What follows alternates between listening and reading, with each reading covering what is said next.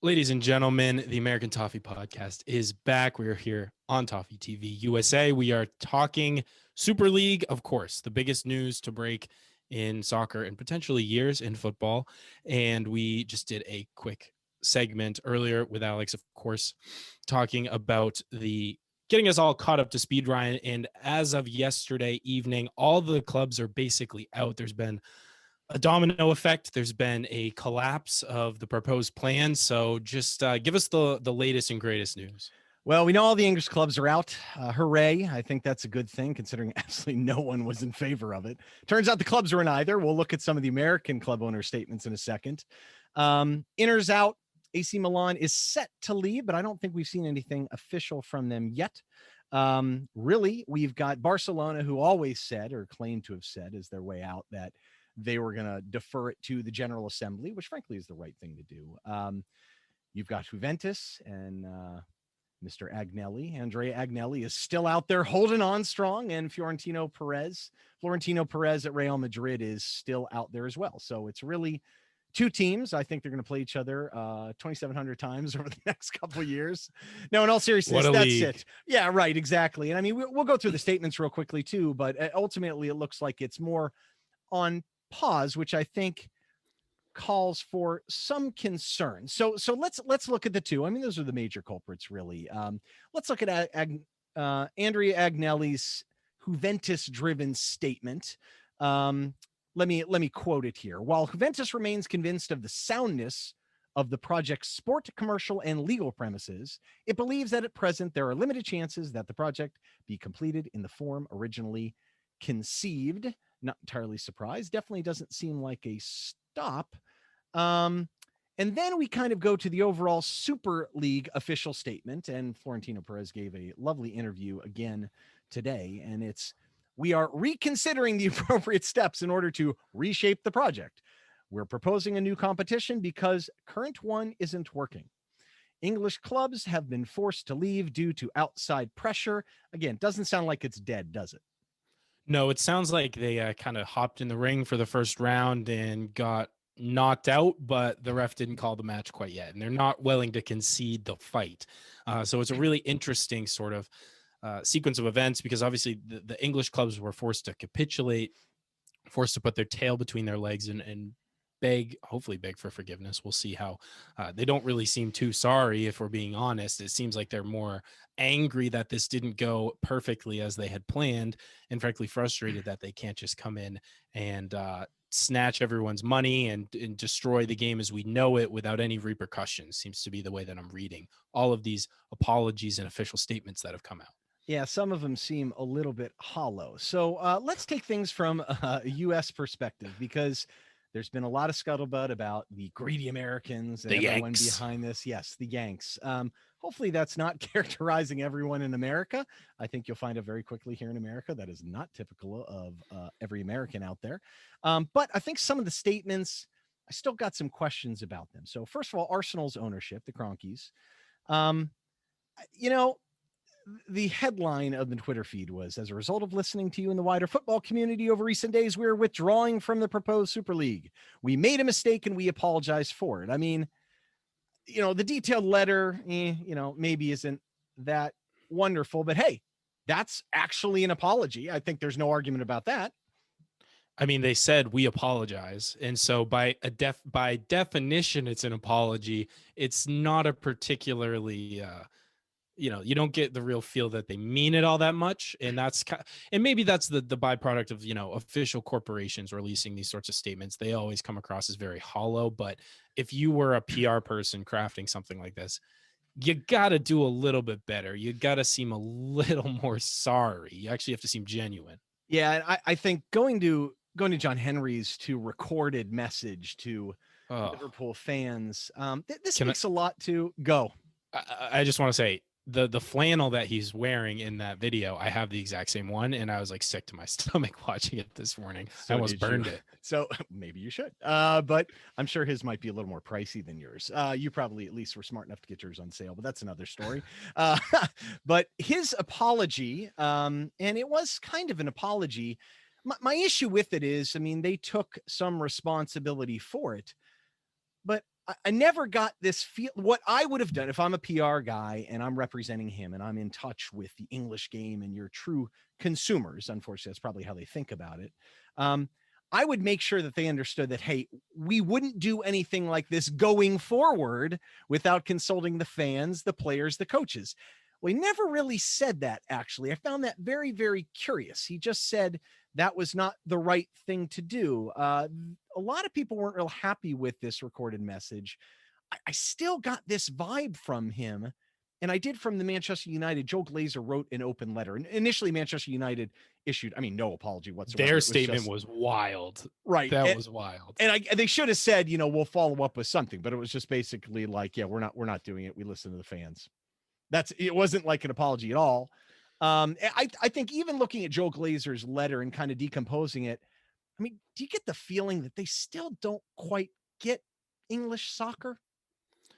It just feels like they are a bit out of their element in a lot of ways. And I think you could probably say that about, Kroenke and the Glazers in general, since they've taken over ownership of both these clubs.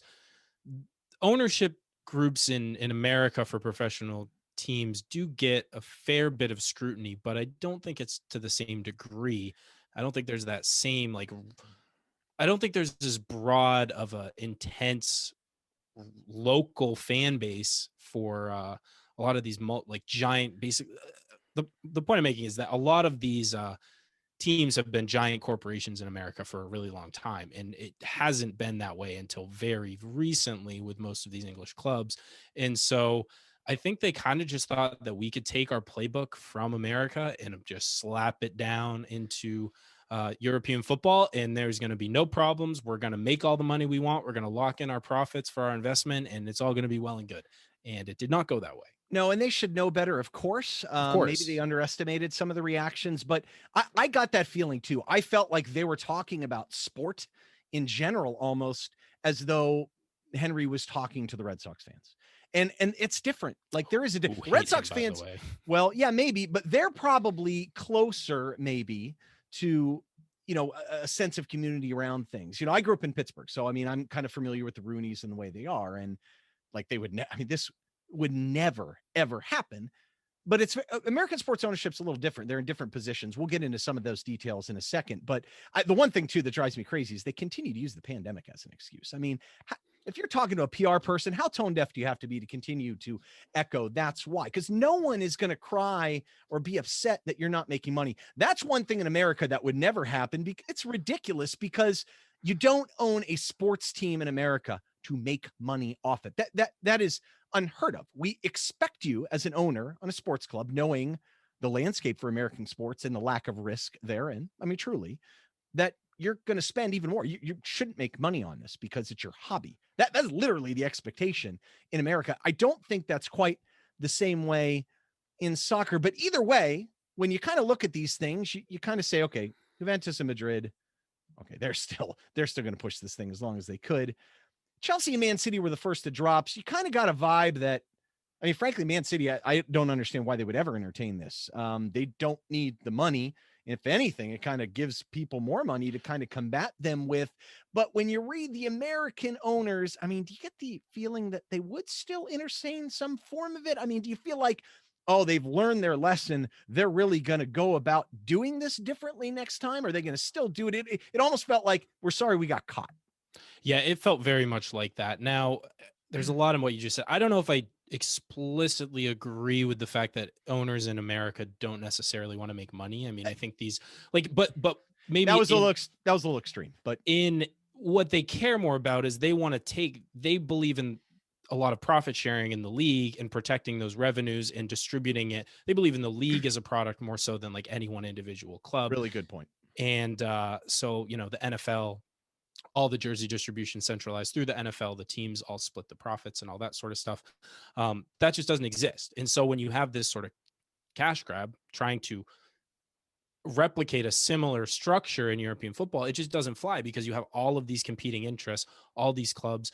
And I think they really underestimated their own power within this structure. And frankly, just in regard to Chelsea and Man City real quick, I don't know. It doesn't surprise me that they were kind of the catalyst for dropping out first, because to me, United and Arsenal, it makes sense that they would want to try to preserve this status that they did not earn. Arsene Wenger and Sir Alex Ferguson and all of the people that came before it established that precedent and built these clubs to what they are. And the Americans just come in and said, hey, we're just going to try to capitalize on that, preserve it, and hopefully it'll be a good investment. City and Chelsea are obviously, they've built what they have now. Roman Abramovich and Sheikh Mansour have built these clubs up to what they are, and they're competing for the title. Arsenal and United, I guess, are to some extent this season, but they haven't been near it in a really long time, and they're not really at that same elite level that they have been. So this is a last-ditch effort to preserve that status, and it failed for now.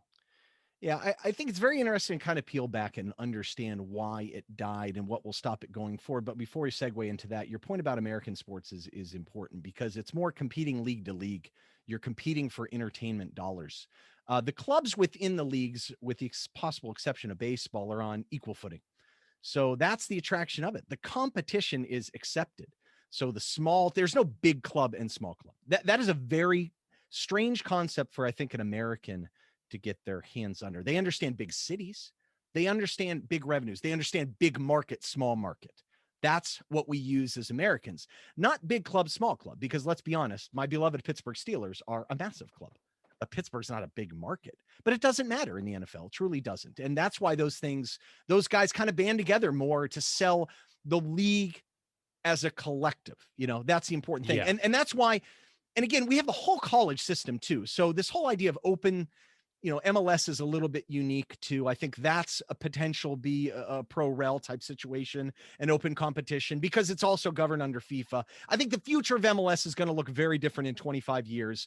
People forget MLS was broke. I mean, there was literally one owner not very long ago. So there's a whole strange history in that. But the other sports in America, the college system is what fuels them. I mean, there aren't going to be local teams that would eventually compete and go up and down. You'd have to dismantle the entire college system, which is incredibly popular. And people probably are more emotionally drawn into their college teams and universities.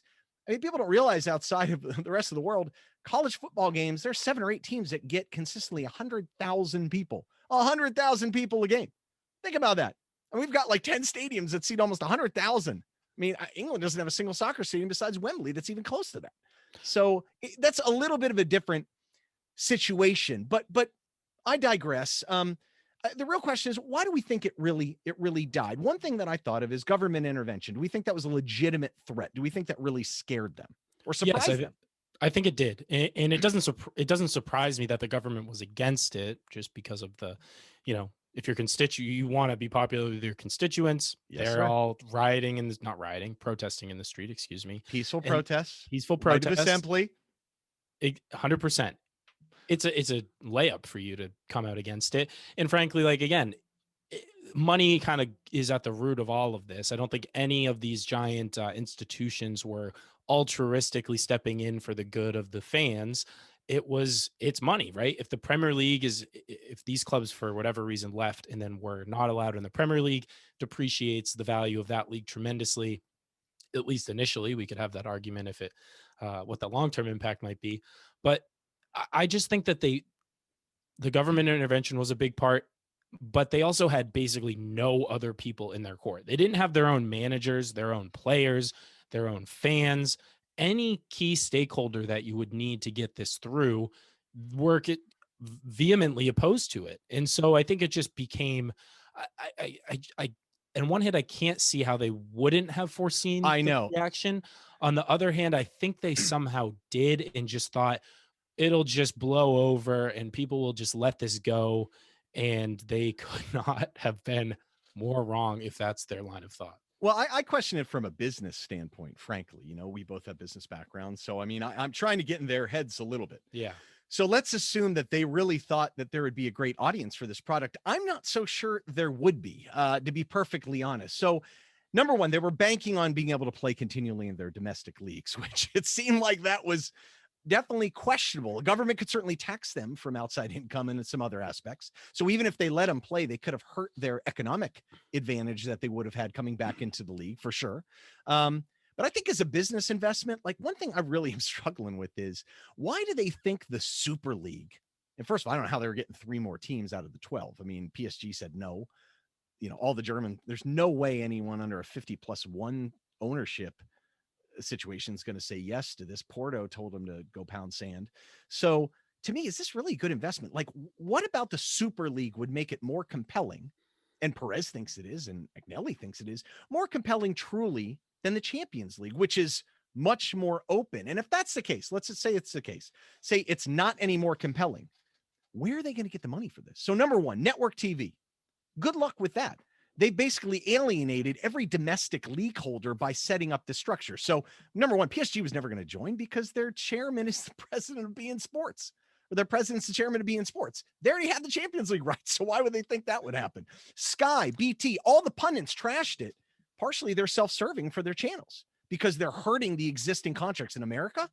NBC Sports, they're not going to deal with it. Are you kidding me? You just killed their Premier League deal. ESPN, Disney, no chance. When Amazon came out and said, we're not having any part of this, they had to be thinking twice. DAZN would have been the big company to do it. So think about this. Is there any attraction, weekday games as a direct streaming service? Do people know how big viewership really is in America? Because maybe that's part of the issue. I mean, a big Premier League game on the weekend on like NBC Sports Network, not streaming, is maybe getting 750,000 people direct on TV. They may get some more streaming. Streaming midweek, Paramount Plus has the rights to the Champions League midweek streaming. They're getting nothing.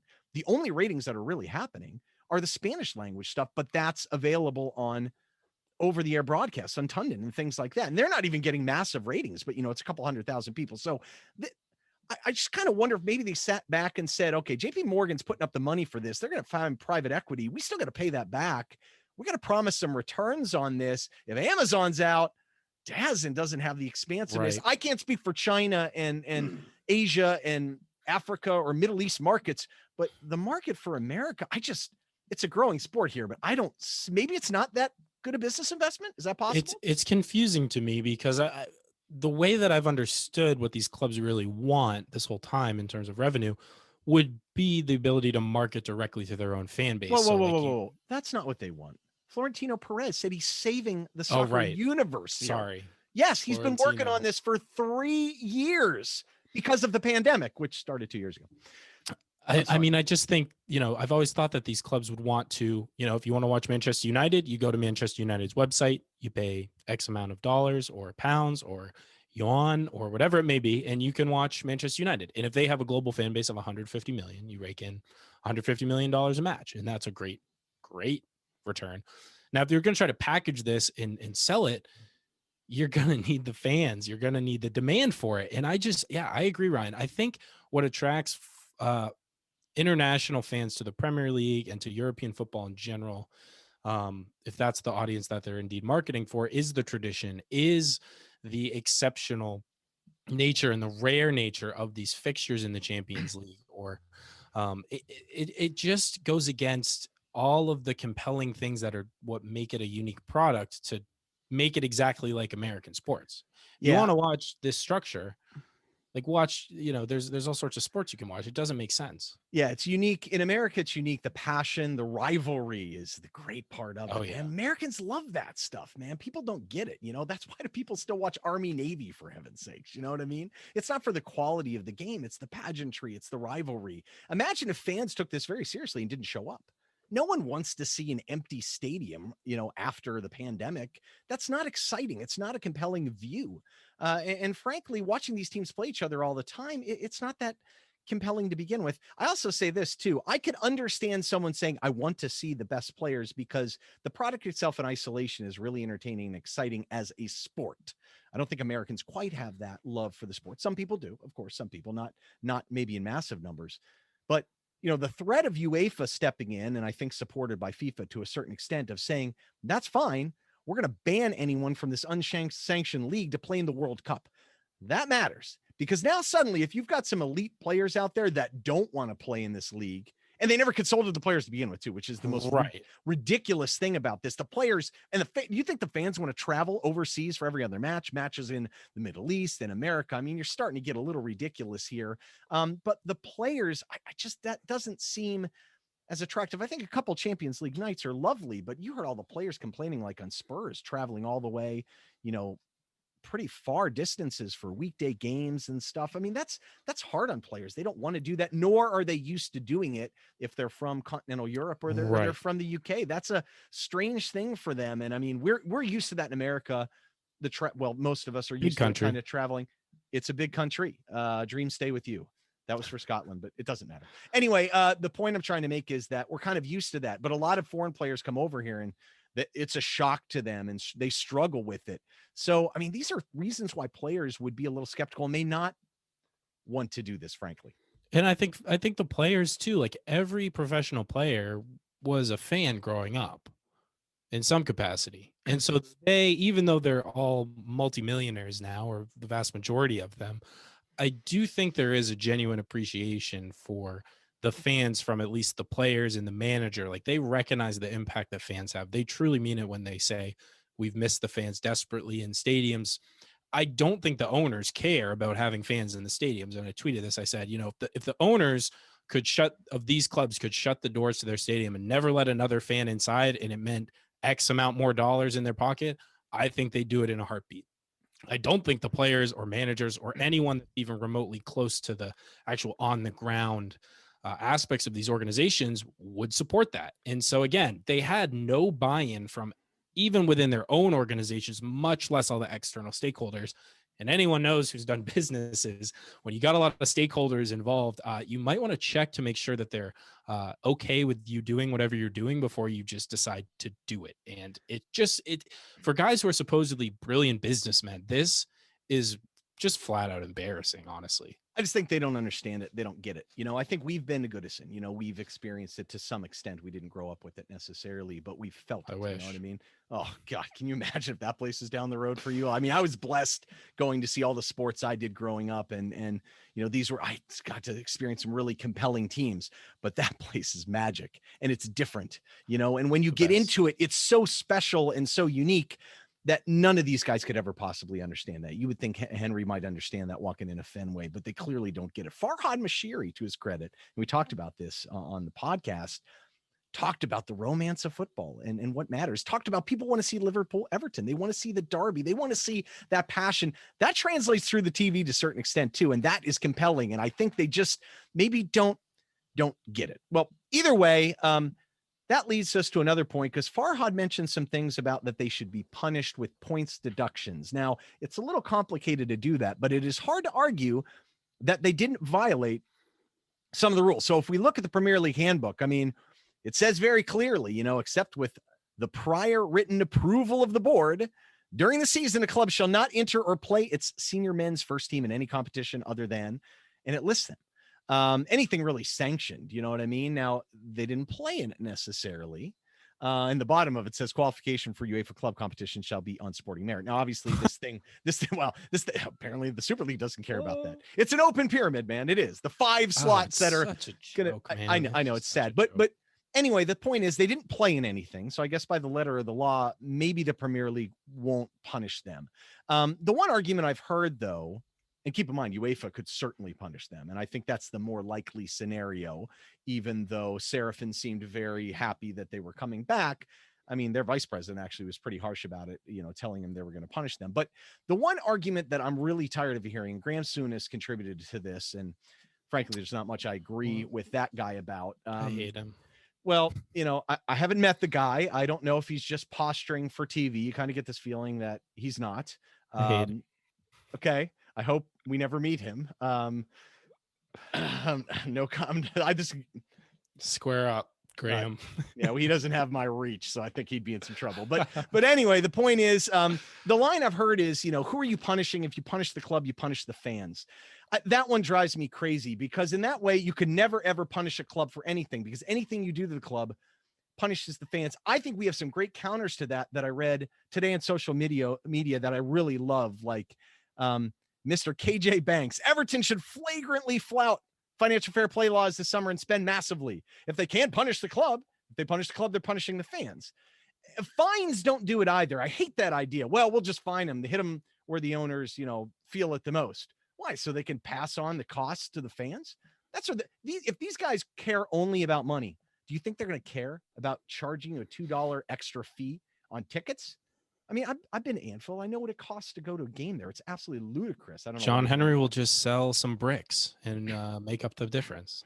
Yeah, right. They love to do that stuff. Yeah, or he'll knock down some more, houses and build an extra stand. I mean, it's absolutely ludicrous. But yeah, so there have been a lot of examples too in history that have all hurt the fans. Every one of these punishments, and that stinks. But part of that is necessary. The fans need to also put pressure on their owners. In some cases, they've done this. So it's Paul Actually. I like this line. Middlesbrough refused to play a game in 97. Dock 3 points. Any team enters admin. Dock 12 points. Wigan, a great example of that. They would have made it. They would have been free. You docked them for going into administration. Who does that hurt? Was it the fans who sent them into administration? No. That's it. So what are we talking about here? The Big Six tried to destroy the English game and break PL rules in the process, hurting every club out there potentially. No, don't punish the players and the fans. Premier League plastics are diluted, is the quote. And this leads me to one of my favorite quotes of all time by famed American coach Jerry Tarkanian of UNLV's Runnin' Rebels, national champions. Here's his comment, because the NCAA is functioning very much in the way I have a feeling the Premier League will. The NCAA is so mad at Kentucky, they're going to give Cleveland State another year of probation. It's one of the best lines of all time, but you get this feeling like, yeah, fine, you'll hurt all these other clubs. So is this not a gratuitous? It seems like a violation of the rules to me. I know there's some voting aspects. Do they handle these things individually? Should they face points reductions? What are your thoughts? There's a lot to unpack, right? I mean, it's a big issue. And look, despite the fact that these clubs are probably rightfully embarrassed and have to kind of come back with, are they? They should be. You read those things. Did they sound embarrassed? Shameless. Yeah. I mean, just like Project Big Picture, when Denise asked Woodward and Liverpool's president Tom Warner to apologize, what did they say? Nothing. I don't think that you're right. I don't think they're sorry. I don't think that they feel bad. I think, but I do think that this was, again, a part of a very small concentrated group at the top of each organization. That said, if you're an owner of a club, you represent the club, and you do bad things that hurt other clubs, there needs to be punishment for it, because we talked about it. If there's no precedent set here, then they'll do it again. It'll just be another couple years. First was Project Big Picture. Now it's Super League. 2 years from now, it'll be Mega League. Then it will be Gargantuan League. And they'll just keep trying it. So there has to be some sort of punishment, because if you don't punish it, there's incentive. It's like, well, we didn't. But at the same time, these clubs still do have a tremendous amount of leverage, I think, in terms of what they can bring the league. So what is their kind of, I think the problem is, I think they've kind of put all their cards on the table, and they've got nothing in there. And so now it's like, I don't know. It's going to be very interesting to see how this dynamic plays out. I feel like this is an opportunity where the fans are almost going to be sympathetic to the rest of the Premier League owners punishing their own teams. I mean, think so, Ryan. No, you don't think so? Because I've seen it already today. Oh, John Henry, he apologized. He's sorry. We should just let it go. He made a mistake. Okay, but give me a break. That's a lot of the Liverpool fans rationalizing. I haven't heard as much from some of the other fans, but yes, you may be right. You may be right. I will say this, though. It's at least an opportunity at a minimum to enact some rule changes that would prevent leaving. Now, I don't know if Boris Johnson's going to jump in and demand a 50+1 type ownership paradigm. I don't even know how you would unwind that at this point. I don't think that sounds likely. It has been nice to see some of the owners come out and say we would never do this, including Americans as well, too. Fulham's owner came out very early and said, this is ridiculous. We would never do this, and Jaguars owner, American, not by birth, but, lives there, does business there. I could see some rule changes. I don't know exactly what they'd be, but certainly some aspects to changing of the governance for this, and maybe governance of punishment, because I think you need more people now than maybe you would have. I do think, really the big impact and easier thing would be as European bans straight from a competition standpoint from UEFA. And I think they'd be supported by FIFA. That would be interesting. Frankly, you have some teams that probably won't make it anyway. Boo-hoo. Assuming that we don't have a Super League to save them. Billionaire lost money. Oh no! I know. Obviously, I'm not going to be too upset about that either. Who could ever have sympathy for that? But I don't know what else would be. But I will say this: if there's one thing worth noting, and I knew this a long time ago, but it was nice to see evidence of it again. I feel pretty darn good about our club today. Amen to that. And frankly, I expected nothing less, but it was still amazing to see them live up to even the loftiest expectations that we might have had.